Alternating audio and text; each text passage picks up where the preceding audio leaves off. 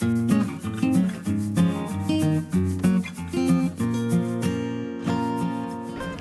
втор предлог за денеска е книгата Парфем на Патрик Зискинд.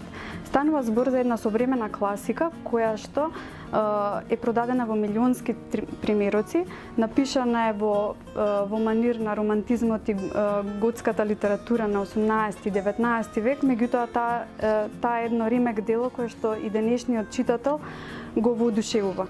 Главниот лик, Гренуи, е еден интересен лик со својата дарба. Всушност неговиот осет за мирис е поизоштрен од достанатите луѓе. Тоа е нешто слично како апсолутниот слухист во музиката, ова е во областа на мирисите. И неговата дарба тој ја носи како дарба, но и како проклетство.